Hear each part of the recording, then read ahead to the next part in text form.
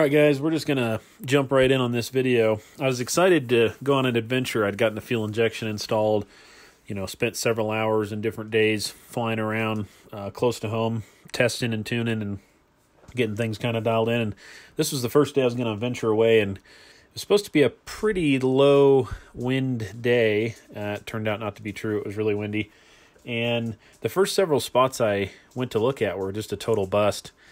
And it's always a little disappointing when that happens because I spend hours, on my Gaia GPS app and Google Earth and, looking at all the locations as close as I can. When I find a new BLM spot, of course, I'm trying to scout it as much as I can from home before I go. So as you can see here in the video, I was looking at some of these spots. This first set of spots, there were several of these ridges that I could land on potentially, but they're at about 10,000 feet. And the wind was really strong, and it was coming up the mountain, which was going to force me to have to land downhill. And I made approaches in all different directions to look at my options. The winds were all wrong. My ground speed was, ridiculously high if I wasn't lined up right into the wind, to the point where ultimately after about 45 minutes of scouting, I just realized it just wasn't going to happen today, and I'll come back and hit that spot some other time. It's, a neat place up on the side of the mountain, probably has a pretty cool view and nice place to hang out for a little bit. Nothing, outrageously awesome, but always fun to add a new cool spot to the list, so I'll be back to that some other time. So when my plan to land on one of these spots didn't work out, I was kind of bummed because these were fairly close to home, only about an hour and 15-minute flight from home. So I decided, I went ahead and made the decision, I'm going to go ahead and venture further away, cross over to Sangre de Cristos, and get over in the next big valley, San Luis Valley, and explore a couple of spots I had over there on the west side of the valley. And those, sadly, were also a bust. I actually ran into the same problem. The wind was coming uphill. Tried to make a few approaches to land downhill, and it just was not going to happen. Ground speeds were just way too high. There was no way I was going to really be able to get it down and stopped safely. I did end up finding one spot to land when I was over in this area up on this big plateau, but it was nothing too exciting, and just kind of stopped and didn't even get out and just turned around and, went back and lined up and blasted off and decided to keep looking.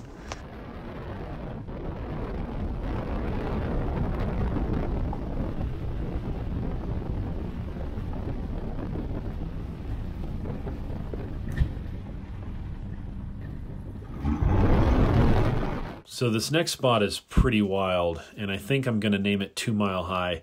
It reminded me of Mile High in Idaho. The difference is this spot is double the altitude and up, 10,000 plus, and it's a little bit shorter and pretty steep like Mile High. It does have a little bit better go-around potential if you have the power to do it, which I do, at least up to a point.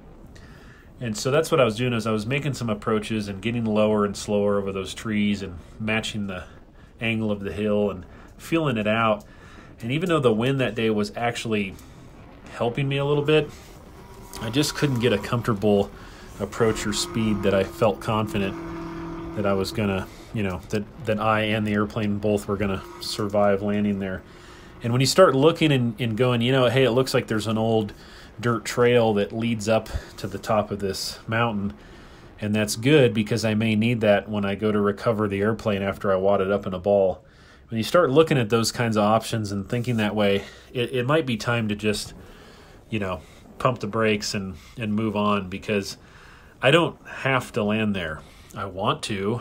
It would be awesome. It would be a challenge. It would be a thrill. It would be bragging rights. It'd be all kinds of things. But it could also be, end up very, very poorly.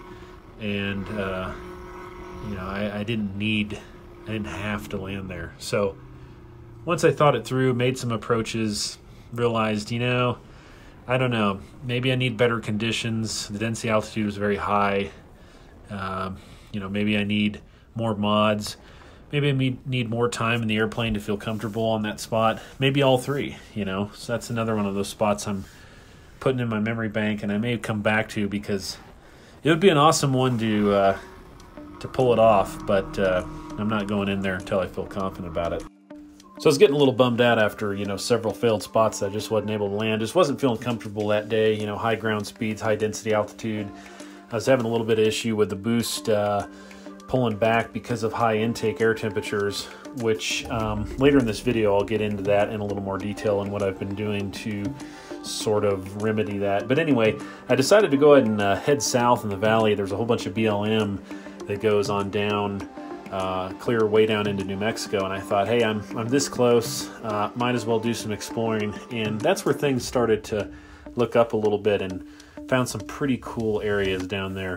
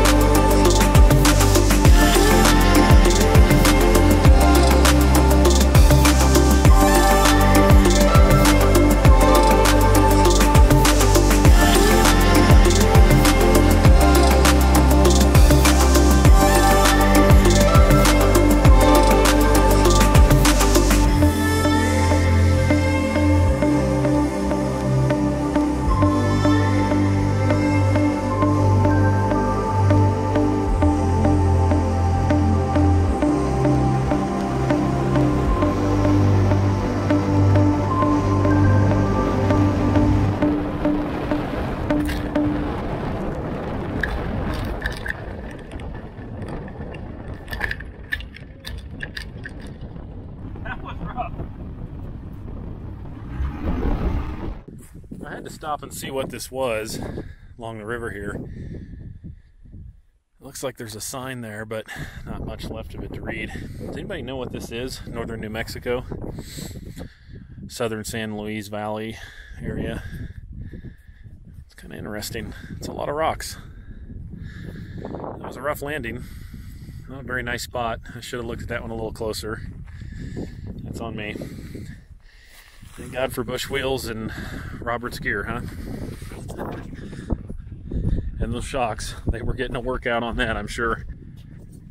Now, if I just had slats, I could go down there and hit that sandbar. But at 7,800 feet or 7,500 or somewhere around there, I think it was, I'll go ahead and probably pass on that one.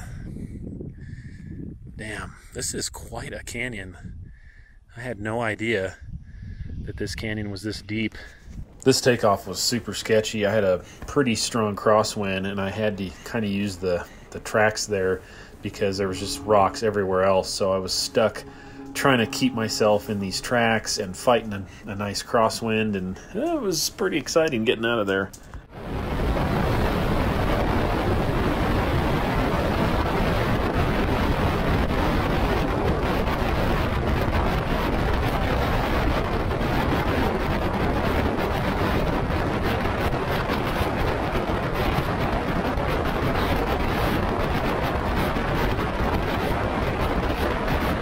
So I did find one more really cool spot to land. My batteries died in my camera, so I didn't catch the landing. It was back in Colorado, although pretty close to New Mexico.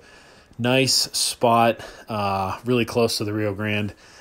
Still pretty rough, but not as bad as that spot in New Mexico, but it had really good access down to the river. A great place to camp out. So check this out.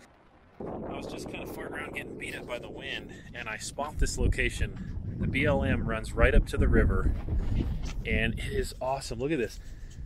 Absolutely beautiful, big river, beautiful canyon, and I was able to land just right up there at the top of the little hill and taxi back, 500 feet, basically right here to the river.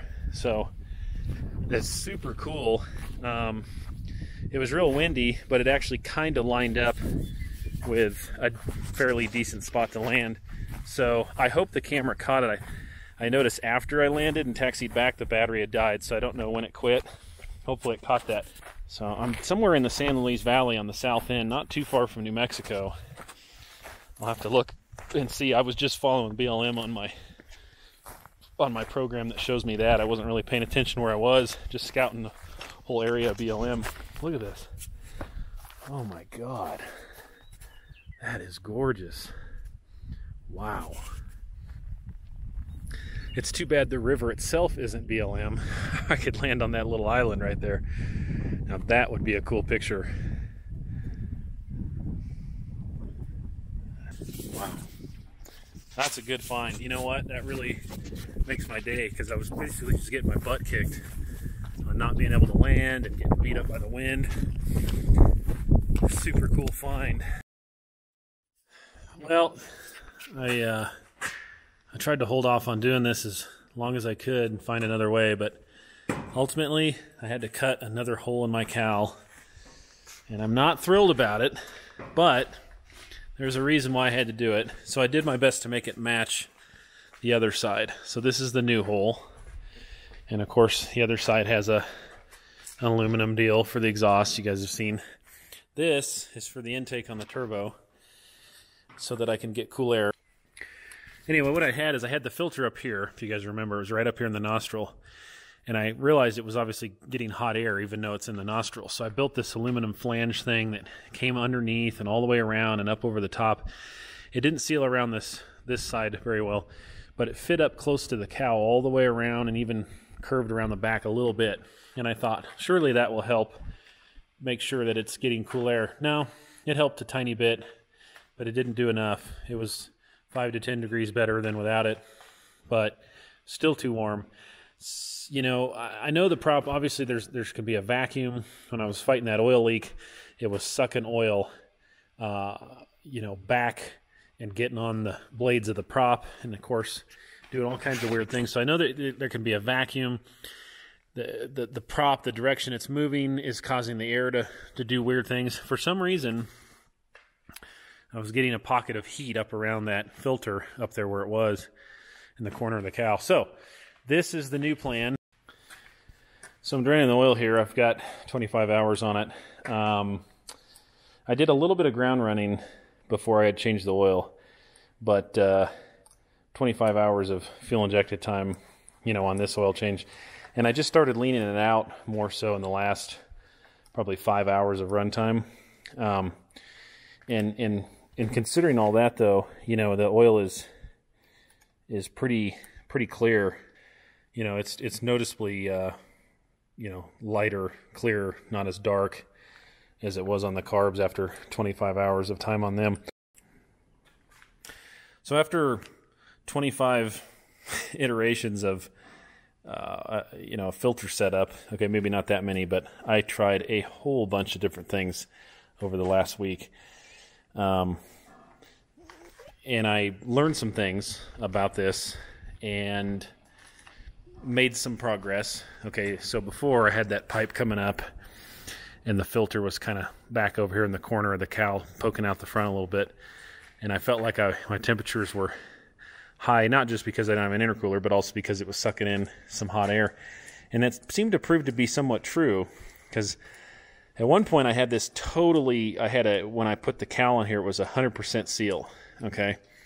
but it fit way too tight. Everything was shoved on tight and pinching this and twisting everything, and just it wasn't a good long-term solution. So I went back to this setup ultimately, and it's not an absolute airtight seal, but it's working fine.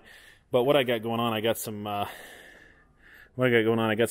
duct on this side, and you know, it feeds into this big old shovel of a scoop here. What was going on at first, I had a smaller scoop on the side of this thing, and I think what was happening is the nostrils, the air coming in the nostrils was overpowering the scoop.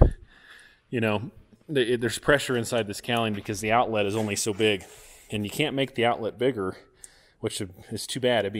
This whole thing would work better with a larger outlet. I might not to have needed to order a larger oil cooler, which I did, because if you increase the opening down here on this thing, then more air bypasses the radiator. So you can't do that. You got to force air through that radiator. So anyway, it builds some pressure in this cowling, and with the smaller scoop here and it leaking where it was sealed around it, I think what was going on is it was actually blowing hot air out the scoop. So my numbers kind of weren't very good. When I got the bigger scoop on there and then it didn't have to be a perfect seal, but it had to be close, like that ducting, that seat tubing or whatever it is, you know, it fits kind of up against this, not real tight, but kind of just touches it. And that provided enough of a seal that now the numbers came back down. I'm getting cooler air. Still need an intercooler. I mean, it's just the way it is. Absolutely am going to need an intercooler, but this did bring down those numbers like 10 degrees.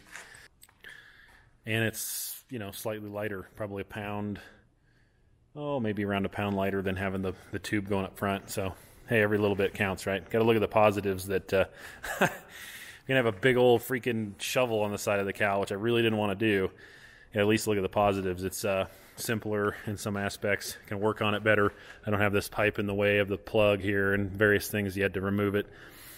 A little bit lighter.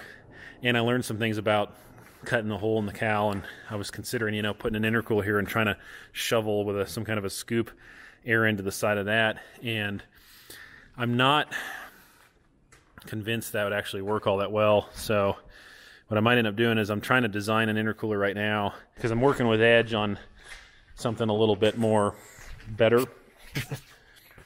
And so if I can test something and it kind of works, then maybe I can have them build one for real. It'll be nicer because their fab skills are going to be better than mine. You know, it's going to be a more polished product. So I might do something like that. But anyway, I'm trying to fit something in here. And at first I was thinking, oh yeah, I'll duct some air in from the side. Well, after dealing with the pressure in the cow and learning about that, I don't think the flow will be as good as I'd like. Plus you're another big hole in the cow. And best thing would probably be to have that intercooler sitting on edge and duct air into the cow and then right back out and have it sealed off from the inside of the cow. But that's beyond probably what I can pull off successfully. I watch a lot of Mike Patey videos, but that doesn't actually mean I know what I'm doing with carbon fiber, because I don't. My plan is maybe have an intercooler laid in here, and it needs a box. It needs to have a thin box with a flange with an outlet. And if it's pointing up here kind of at an angle, I can run, you know, some scat tube right up here, mount an aluminum pipe right out through that nostril to get good cold air, and duct air in to the intercooler box, blow it through and let it out the bottom, which could have adverse effects on the radiator. You know, you're introducing some more heat that way. Hard to say, but that's kind of where my head's at as far as a contained system. I've already got one big scoop hole thing in the cow. Really don't want to chop it up anymore if I can help it, you know. I'm sure some of you guys know more about this than I do for sure, so if you got some thoughts, leave them in the comments and maybe we can have a discussion about it. But it's kind of where I'm leaning towards now after playing with this filter and kind of figuring that out. All right, guys, I've babbled long enough about this shovel I've put on the side of my airplane to get cold air to that turbo. Anyway, thanks for watching. Hopefully this coming weekend I might be in Kansas camping on a sandbar in a river. We'll see if that happens. If the weather holds, that's the plan anyway. Should be fun. But yeah, back at you guys soon with more content. Thanks for watching. Please subscribe if you haven't, and I'll see you guys when I see you.